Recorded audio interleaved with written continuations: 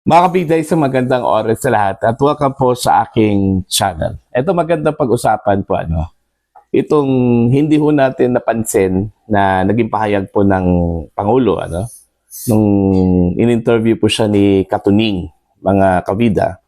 Kasi nakafocus ho tayo dun po sa kanya hong statement patungkol dun sa pakikipag-ayos po niya sa mga Duterte. Pero meron pong siyang sinabi po doon na napakahalaga po ito hong pagbabago ho niya ng anyo, yung pagiging isang mabait na presidente at papuntang pagiging pagiging kinakatakutan po mga kabida o being feared. Yun yung isa sa mga magandang nasabi po ng Pangulo during the interview.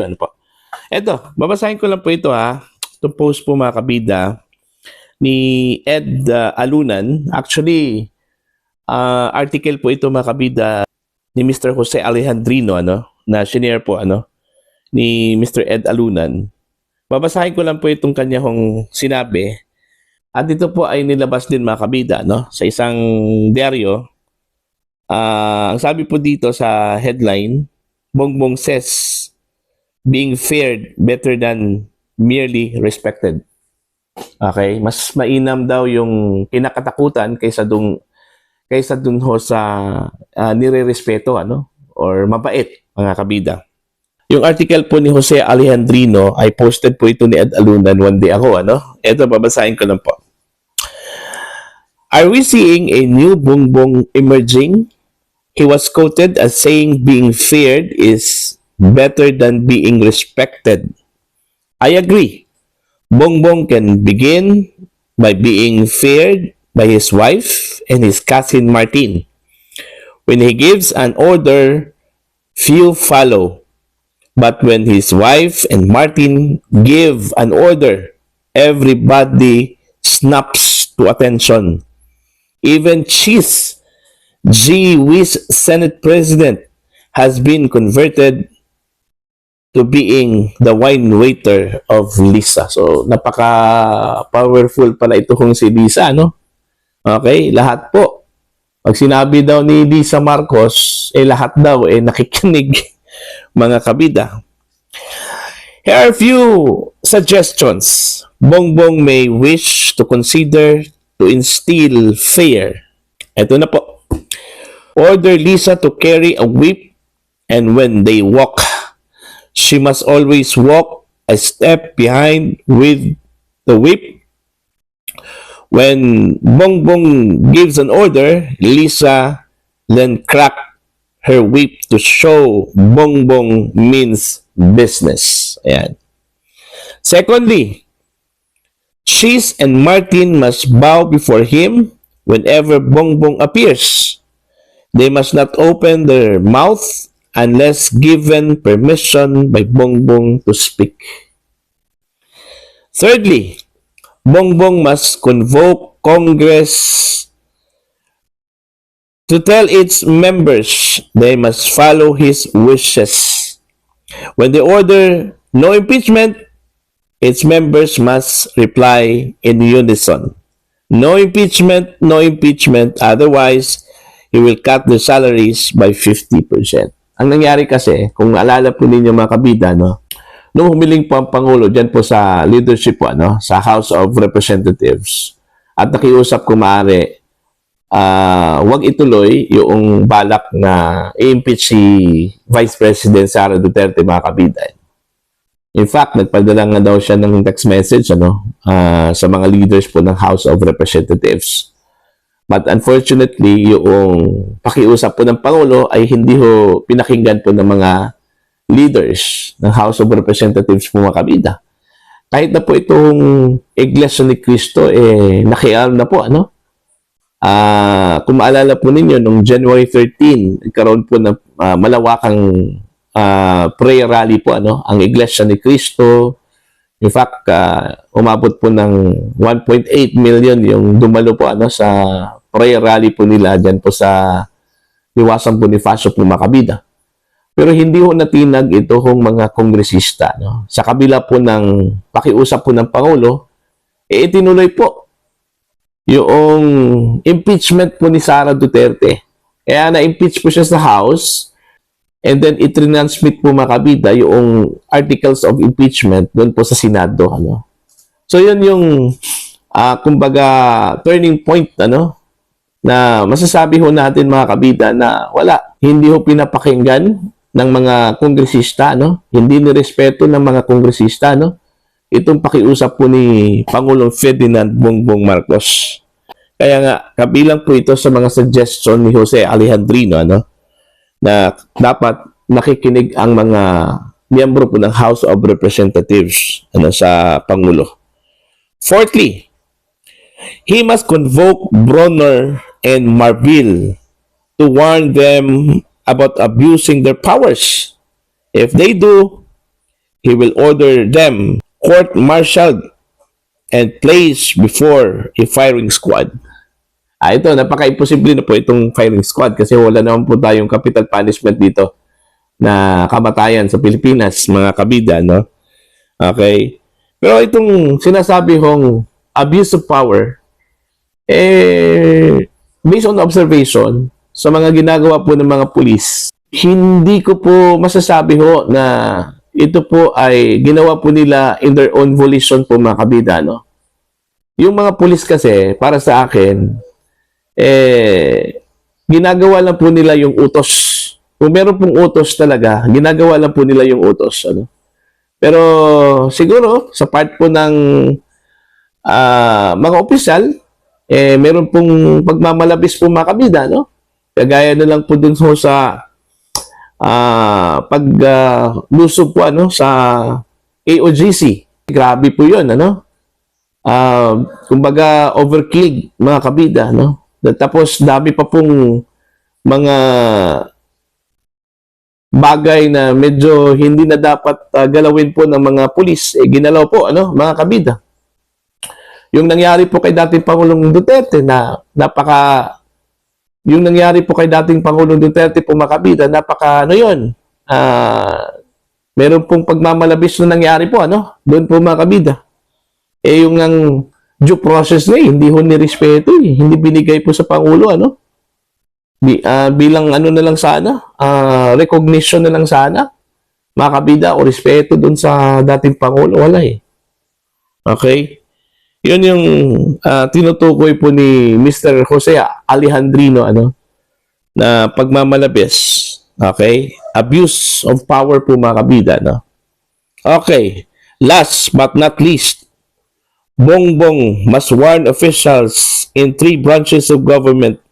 The habit of giving out envelopes must stop.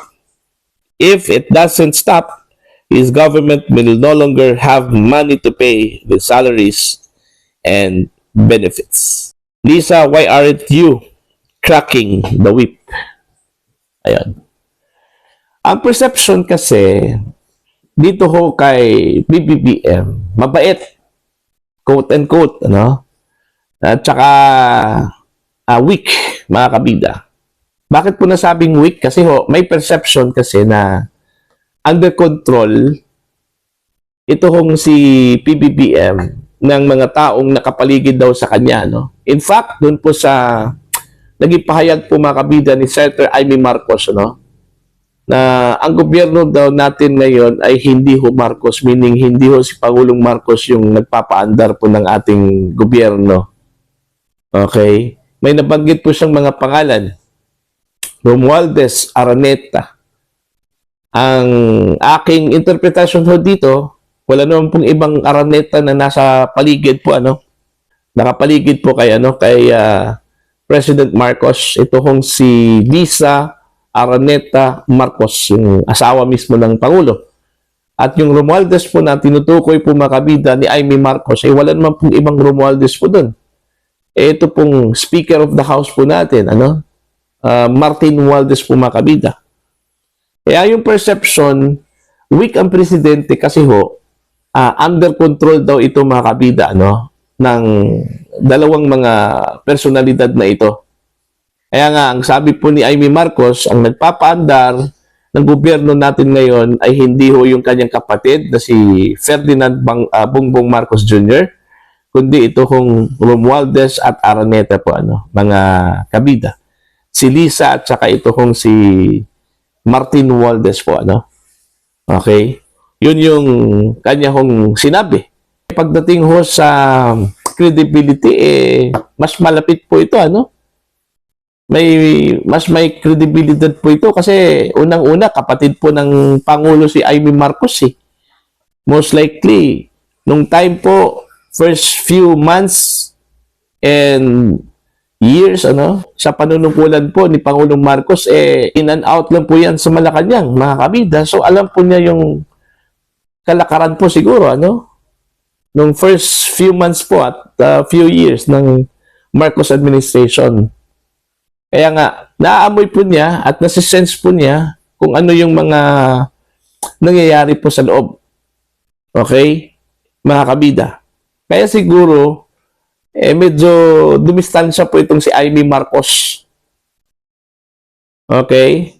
Instead na kumampi dun sa kanyang kapatid, dun po sa Vice Presidente po ng Pilipinas kasi baka po naaamoy po niya, Iba na yung nagpapalakad po sa Malacanang. Hindi na po yung kanyang kapatid po, mga kabida, Baka yun yung nasisense po niya. Alright? Kaya nga, itong sinabi po ni Bongbong Marcos na it's better to be feared than being respected. So, ibig sabihin po ba nito? Aasahan po natin na meron pong pagbabago ho sa kanyang imahe in the coming days, mga kabida, magiging tough guy po itong si Pangulong Marcos. Parang hindi ho bagay. parang hindi ho bagay po, mga kabida, na magiging tough guy. Siguro kung in the likes of Rodrigo Duterte, yung mga ganun, bagay talaga yon, Kasi ever since tough guy talaga ito kung si Duterte. Pero mula sa pagiging mabait, okay, papunta dun ho sa pagiging tough guy, being feared, medyo hindi ho nababagay po, mga kabida, Okay? Maliban lang po siguro kung yun talaga yung ugali po, yung brusko masyado. Pero hindi ganun si PBBM Perceived as mabait daw ito Mismo yung kanyang kapatid po, mga kabida, nagsabi sa isang speech ata yun, At in fact, hinamon nga ni Amy Marcos yung kanyang kapatid, si Bongbong Marcos, na huwag ka namang masyadong mabait. Okay? Kaya nga, sa pagiging mabait ho ni PBBM, inaabuso po, ng mga taong nakapaligid daw sa kanya. Yun. So, yun lang po.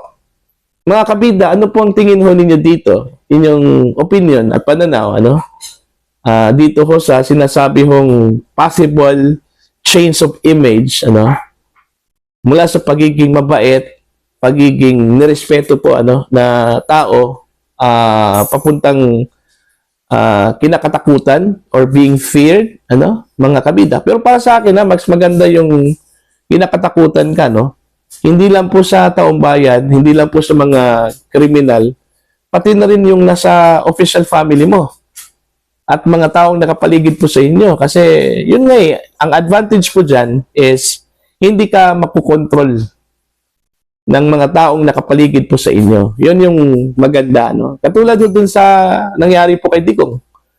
Si Digong po, walang pwedeng kumunto sa kanya Di ba? Iba kasi yung being feared, yung i-project mo doon sa taong bayan, sa buong Pilipinas, na ikaw ay kinakatakutan, pero yung pagiging kinakatakutan mo ay nire-respeto. Iba kasi yung kinakatakutan ka dahil kinakatakutan ka, mga kabida, na wala kong halong respeto. Dahil yun, sinusunod mo yung kanyang utos kasi natatakot ka sa kanya. Iba yun, kaysa natatakot ka sa kanya at the same time nirespeto mo siya. So, sa inyong comment at opinion patungkol dito, mga kabida, please comment down. Sa mga hindi pa po subscribers sa akin channel, please subscribe. Just click the subscribe button, click the notification bell, click all para updated po kayo sa aking mga uploads. Maraming salamat po sa inyong lahat, mga kabida.